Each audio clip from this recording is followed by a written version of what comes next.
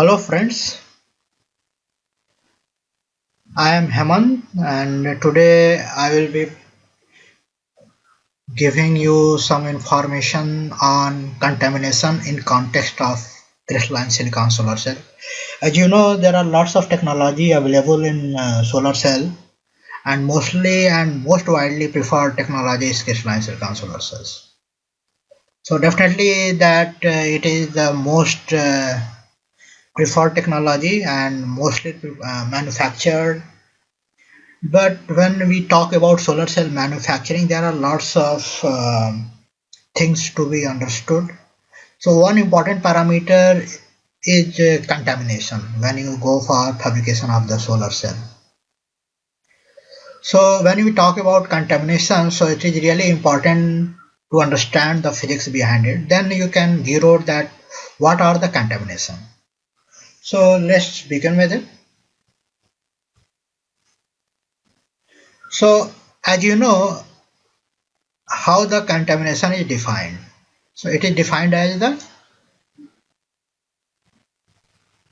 presence of minor या unwanted constituents.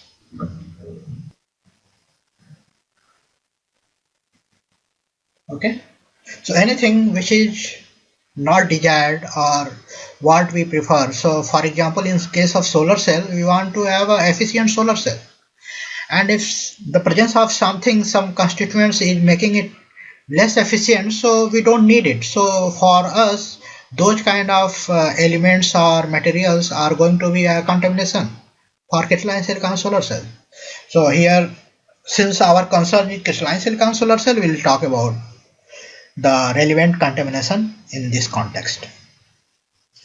So when we talk about crystalline silicon solar cells, what are the important parameters? The most important parameter is the VOC, short circuit current density ISC, and maximum power. And there are many other parameters we call like fill factor and other associated parameters, but they can be all understood from interdependent. There are many relating equations which can represent them. So I will give some examples from those.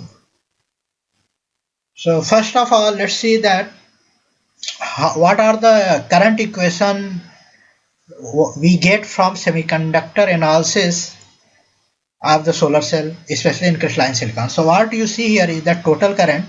So if you are familiar or you have understanding background in semiconductor physics of solar cells or any semiconductor device, definitely I assume that you have that background before watching this or understanding this presentation. So what you see here is that the total current which you can get from a solar cell under illumination condition, assuming that the solar cell is a PN junction solar cell. And what you see is that the charge, the area of the solar cell, diffusion length Ln for minority carrier holes and electrons. This is Ln for the minority carrier electron diffusion length, minority carrier hole diffusion length. And this is the equilibrium current transition of minority carrier hole and electrons at n side and p sides. You know, there are if it is a p-n junction, then minority carrier in n region it will be holes and in p region it will be electrons. So this total equation, as you know, is known as the reverse saturation current. Reverse saturation current. And this is the light current which is generated from the solar cell when light emanated. So this is the width of the junction, and then again this is the minority carrier diffusion length, generation rate, and charge. That already you know.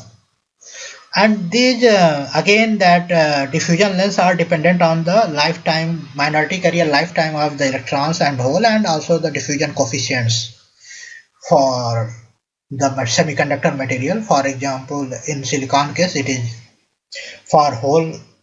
For electron it is 35 centimeter square per second, and for holes it is 12.4 centimeter square per second at room temperature, that is your 27 degrees Celsius.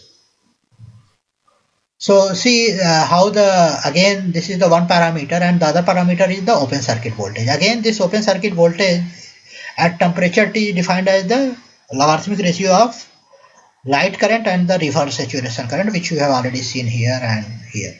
So again you see that the both VOC is dependent on the IL and I0, which is again dependent upon what? Diffusion length Ln and Lp. Similarly, if you see the current IV characteristics, so here you see which is going to define your efficiency. If you have seen my earlier video, the VM and IM here, and then product is that PM, that is the maximum power which you can drive from it, and then the ratio is the fill factor. So this is again dependent upon the VOC, ISC, VM, IM and the PM, which is if you back relate it, so it all comes to the diffusion length LP and NN from these equations. And again similarly you can calculate that VM, which is going to be again expression can be further calculated and derived, and you can link it with the VOC. Again VOC is the function of L, that is maybe Ln or LP, right? So you can calculate the power, which is again a function of IL and VOC, again which makes it function of Ln or LP or both. Okay.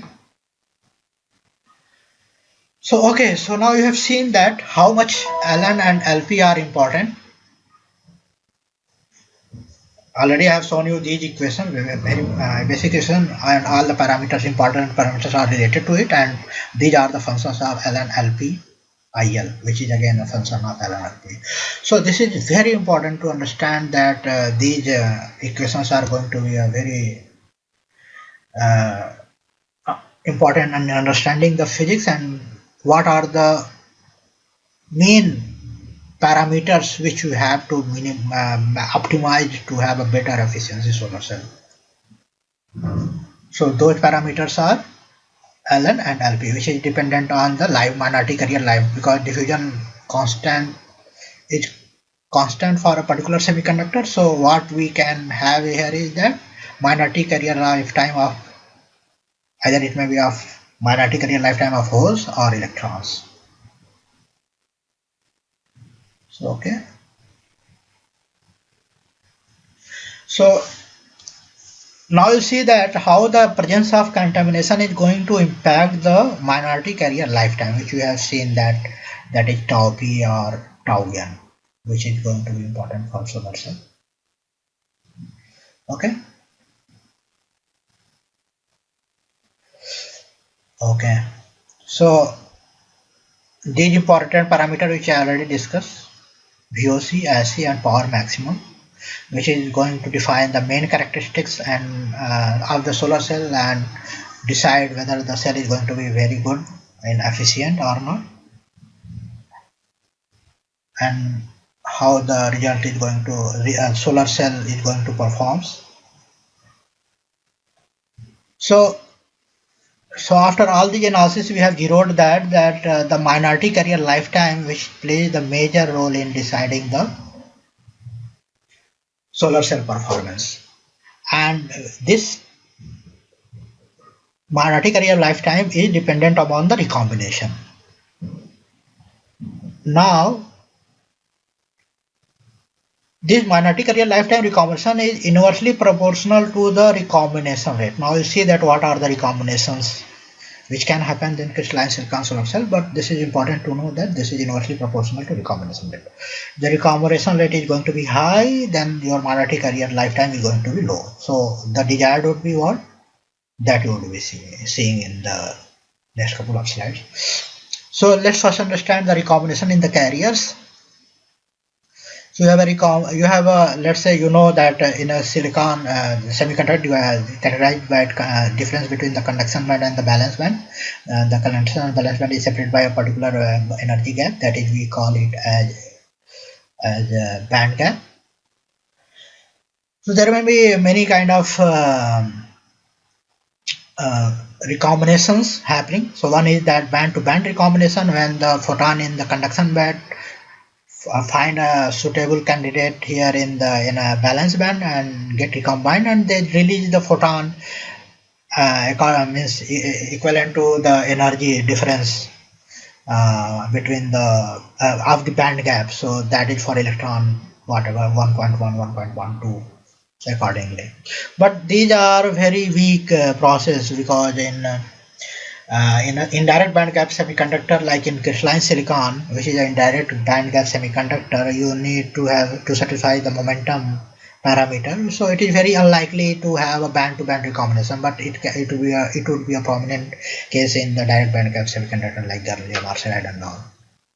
The other case is that if you have a highly doped semiconductor, so you can have an electron together with that another electron in conduction band, which can take the energy released by the recombination of that conduction band to a valence band, and that energy, it will only emit energy if it can be absorbed by the, I mean, if it emits energy, then it should be absorbed. Then that process will be more feasible and more supposed to be happening, more probable phenomena. So if the semiconductor is highly doped, you will have lots of conduction electrons in case of semiconductor crystalline silicon, and then this can find a partner which can take the energy, if excess energy, and make recombination band to conduction. So it means in the agar recombination you will have a third party carrier also involved. So this happens mostly when the doping concentration is very high in semiconductor. So this is also important, that if the cell is very highly doped, then you will have agar recombination. But mostly, if in most of the cases, the base in crystalline silicon, if you have understanding, have a less means moderate doping, not very high doping. So this phenomenon is there, but not more critical. So the third phenomena is that trap assisted recombination. So that is really important. That trap state, where that is the trap state introduced by the contaminant. That can be any element. So you see that what all elements are important in context of crystalline silicon solar cell. So let's see. So this trap assisted recombination, in which if there is any trap state available in mid gap, so if there is any element present which is having a band level which is lying in between that conduction and valence band, so the probability will increase that this photon can come to this state, and that minority carrier hole come to that trap state, and they meet together at this point and they can recombine. So even at recombination probability increased in these cases. So a very nice analysis was given by Sockler Reed Hall, where he come up with the recombination rate which can occur for trap assisted process. So where he come up with the equation where you see that N and P, that concentration of the electron has lower than intrinsic carrier concentration. So if you see, important point here is that this is very much dependent upon that trap state of the energy trap state of the contaminant and that intrinsic level. So this is the difference which is make it the recombination rate mostly defining in this.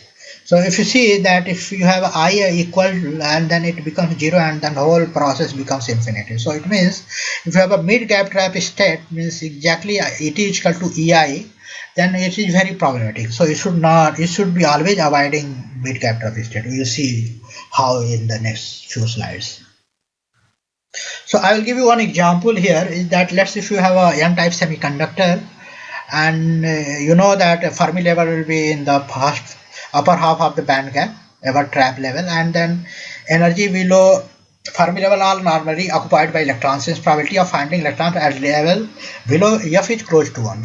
So all will be filled. So where you get the probability of unoccupied states is that upper. So what will happen is that the recombination can happen where it can find a probability to absorb. So in this case, the trap level will be acquired by electron, and the whole capture will be the rate of limit. So it means that in a semiconductor, the recombination is limited by the minority carriers. The similar thing happen in the p-type semiconductor also. The minority carrier electrons will be the rate limiting step. So now again you are familiar with these equations, that hole concentration, electron concentration, how they are related when the case is non-degenerate, where the silicon intrinsic carrier concentration, you know, one square is 2.1 into 20 per centimeter is 2 power 6, and then this is Boltzmann constant. So this condition, these equations are valid for non-degenerate case. Effective density of states is greater than the doping is greater than effective density of states. In case if the highly doped semiconductor, then it will be this EC by E of Fermi level to conduction band difference will be slightly modified by this additional parameter that you can find out in a very good, in any good semiconductor book if you have understanding of it. So again, the mostly crystalline silicon solar cell, that either it is a p type or n type, the doping level is somewhere around 2 into 10 power 15 per centimeter cube. So if you calculate from this, then we'll find that the Fermi level to intrinsic Fermi level, the difference is around 0.3 electron volt at room temperature. The similar thing for the p-type semiconductor, which can be coming down here somewhere. Now, let's say the cell, when you illuminate it, once you illuminate it, the equilibrium condition is gone, and then NP product becomes greater than Ni, and in that case, that recombination rate will be present. If you see that equation here, that if Np is not equal to Ni square, then Ut is going to be greater than 0. So definitely, if in illumination case you are going to have a recombination process. Now, how much effective it will be, that will be depending upon these two parameters, like what is the trap state, where it is lying from the as I said that mid gap EI trap states. So see, for mid gap trap states for p-type semiconductor, this lifetime, the derivation, I'm not going to the total derivation here, but I will just give you the conclusive expressions which is defining mostly the recombination process. So this is sigma n, that minority carrier electron capture cross section, and the density of trap states of that kind. Similarly, in the p-type n-type semiconductor, the minority carrier hole capture cross section and their trap state density. So here what you see is that different kind of semiconductor like germanium, silicon, gallium arsenide, for example.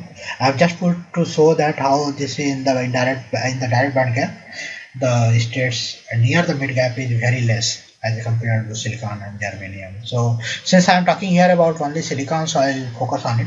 So what here you see is that a chart where it shows that the band in a conduction band of silicon here, and that balance band, and the band gap 1.12 electron, and the center, this is the EI here, what you see, and these are the elements trap. So the value is written on it. So if it is above the EI line, so the value is the difference between that EC minus ET, and that EC minus ET, and if it is below that, then it will be ET minus EV, that value here what you see.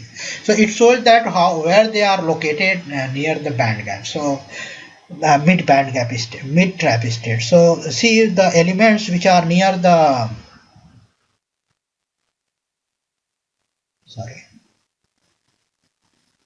so elements which are near the mid gap trap states are like cesium, beryllium, sulfur, magnesium, cerium, cadmium, zinc, gold, cobalt, strontium, germanium, copper, oxygen, and iron. So these are the probable elements which we must be thinking or be careful about how much they are going to impact the solar cell performance.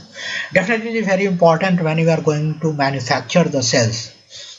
and especially in crystalline silicon. So you should be very careful about the contamination. That's why lots of precautions should be taken while manufacturing the cells. Otherwise, it is going to degrade your solar cell performance.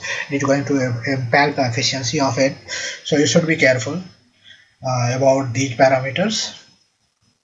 So here are the references which you can follow, and I am followed for making this presentation. And for better application understanding, then how it is going to impact the diffusion lens in the solar cell. So I'll just take two examples. One is the silver, uh, which is usually used as a contact in traditional silicon solar cells, and the gold, which is considered to be very important as a very most dangerous contaminant in context of crystalline silicon solar cell, which must be avoided. So I'll take two extreme cases which is being used and which is always being avoided from fabrication process. So for example, you will have a better understanding about the relative impact of the contaminants. So this I will cover in our next video. So just keep watching if you want to have this understanding and more practical understanding of it. So just watch our next video. Thank you very much.